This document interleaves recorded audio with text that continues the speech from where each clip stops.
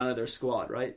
And it that also screwed them because they just couldn't get a win. But Norwich also were their own worst enemy. Like this is what I have to give Fulham credit for, is when last year when you watched Fulham in the Championship, they dominated every single game. They had all the possession. They were constantly attacking from the wings. They looked amazing. Then when they come up with the Premier League, they think they're going to do that. When you're playing against Premier League players compared to Championship players, you're not going to be able to do that. And for a team coming up that's trying to survive, you have to sit back, take pressure, and go on the break, which is what they did against United really well the other night.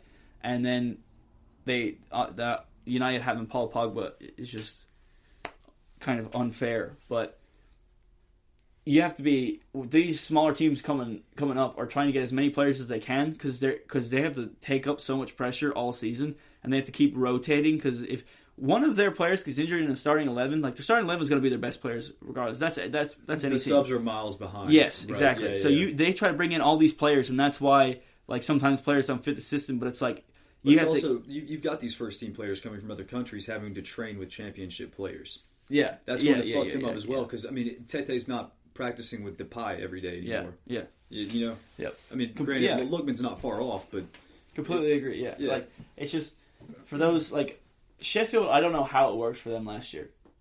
Like I think no one was able to cope with the way that they defended and they played with the 3-back, and not many teams were able to cope with that. But I think this year they were just found out very easily because.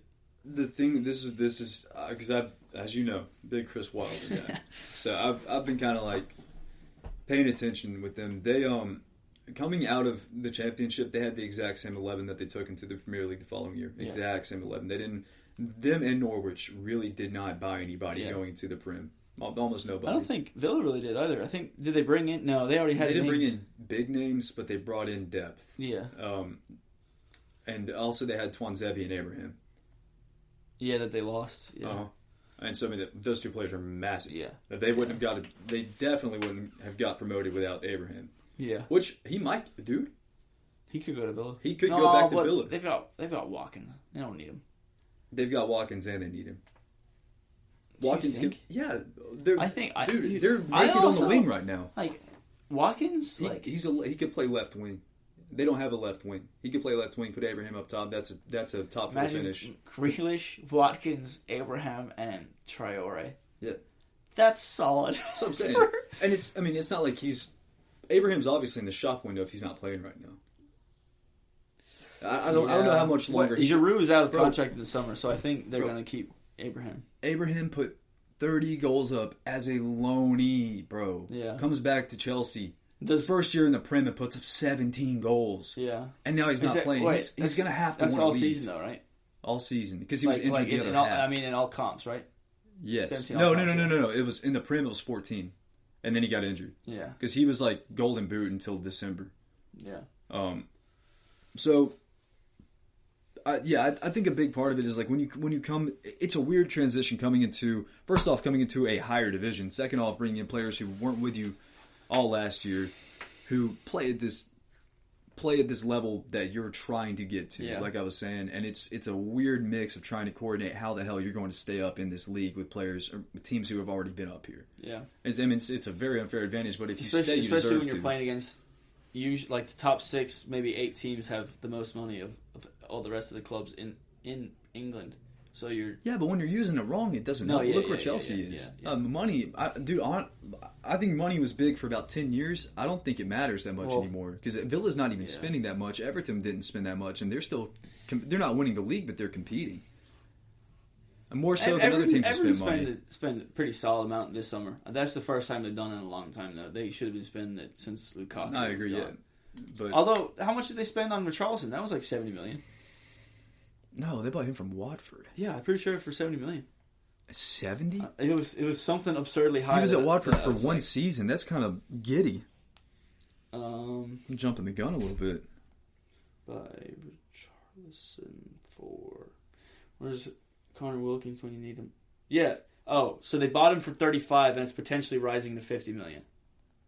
So that's still a hefty fee.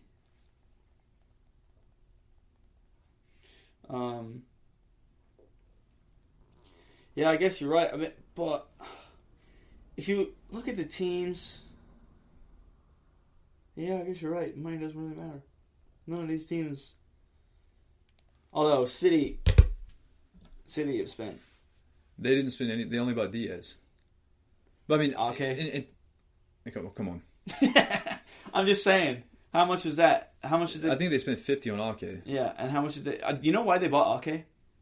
Because we wanted him. Yeah, that's the only reason why Pep bought him. Yeah, that's the only reason. Good though, because I mean, he'd be sitting on our bench. Yeah, because Eric Bailly is coming back. Actually, Ake's a good holding mid though. Please, Eric. Ake's a really good holding mid. Eric Bailly, if you happen to listen to this, don't hurt yourself.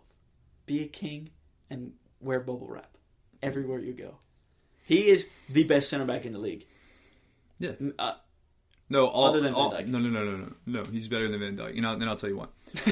Tell me. And I'll tell you why. Because Van Dijk's obviously the best center back in the league, but when you look at Eric Bailly, here's what I see with Bailly. Okay, he's a shithouse. He's a shithouse, but I think Van Dijk's a little bit more meditated.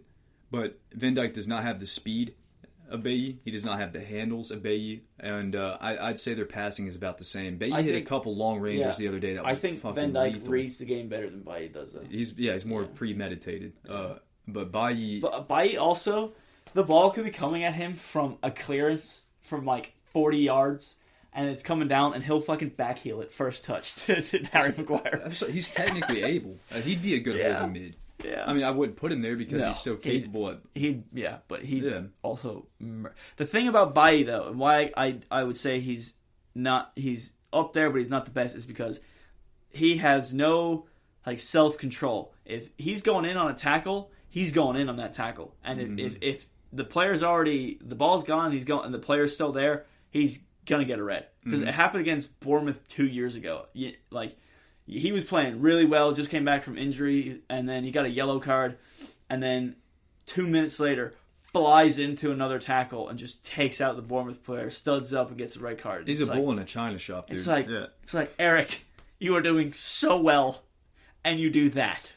Like, come on. But I love that, though. I agree. Like, you want that in your player. You want them to have that kind of, like, psycho streak. But you also need to have...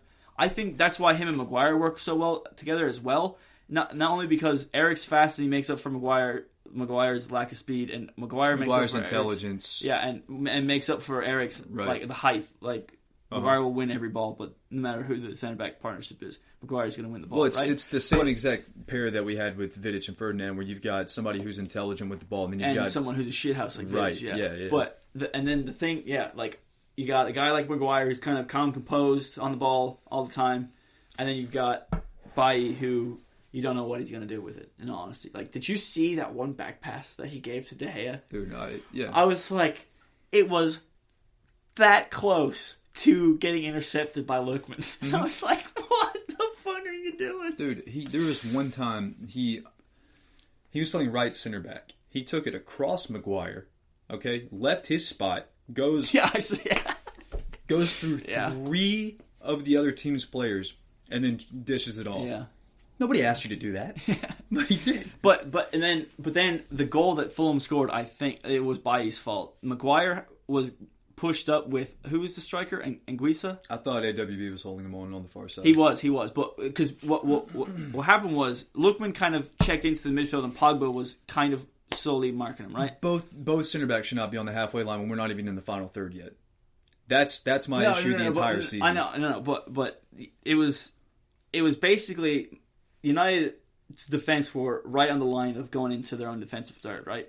And the Anguissa. We were up higher than that.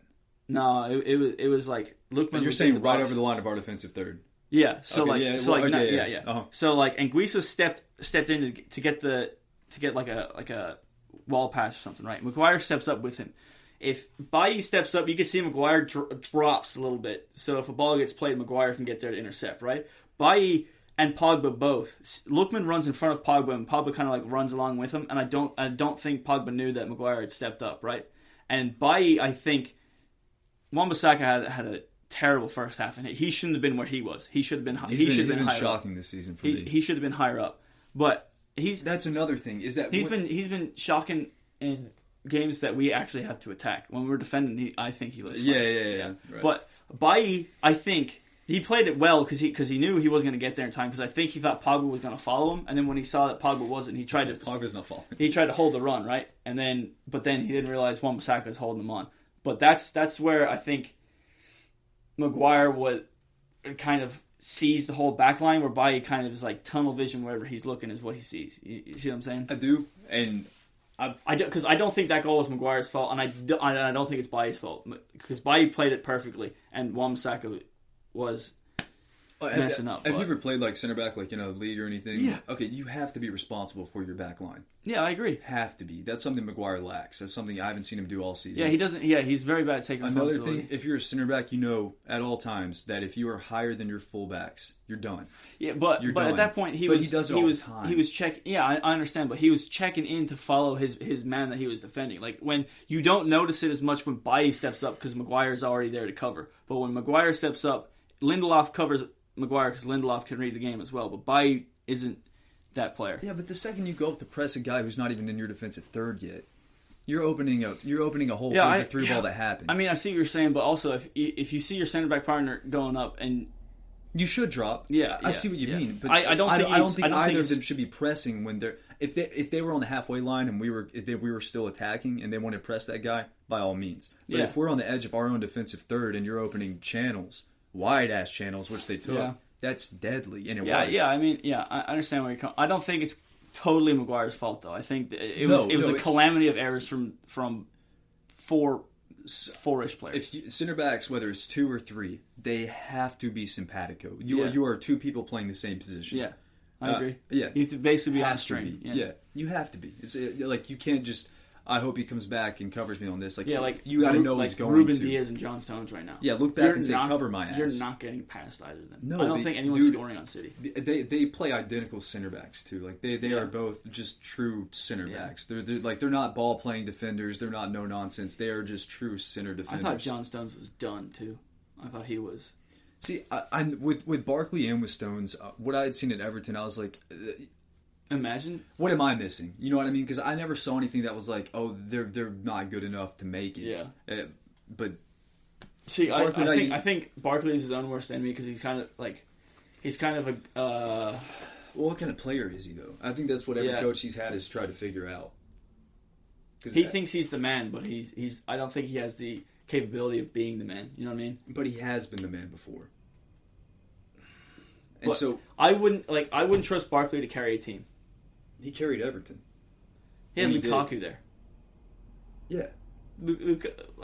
It was him and Lukaku. But like Wayne Rooney, when he was coming from Everton to United, you could be like, Wayne Rooney, he could go to any team in the world and he's gonna carry you, right? Fergie was just like smart enough to be like, we got to get this kid at 19, right? Everyone thought that Ross Barkley was what Rooney was, but Ross Barkley is nowhere near Rooney. Obviously, like that goes without saying. But, different styles of play. Yeah, but Barkley's a 10 every day of the week. He's not he can play 8, but he doesn't have the defensive acumen to play. But if you look at what Rooney played at United, he kind of played 10 when he first got there. Yeah. So they kind of, and then he would play on the left wing. He played on the right wing.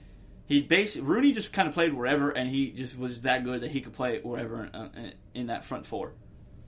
Because I mean, United played a 4-4-2 when he first got there, but really he was dropping in, and Ronaldo and Giggs were crossing into Ruben Van Nistelrooy. The difference is, and Rooney's a forward, Barkley's a midfielder. Yeah. I see. I mean, I know what you're saying. Like they're both on opposite ends of the pass. When they were that age, Rooney then obviously went into midfield and was after he was older. But even then, he wasn't like a. I mean, he could dink passes, but he wasn't with. He wasn't like a yeah. He was a Cantona pivot. Yeah, he wouldn't drive forward. Yeah, right. He was a Cantona pivot. But so I don't know.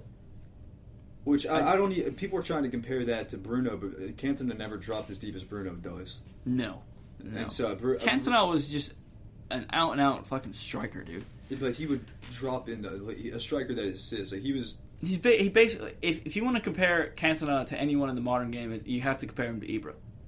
That's the closest thing you can get to because Ibra drops in. But even then, Kane drops so deep, and like Cantona, I don't think could pick out those like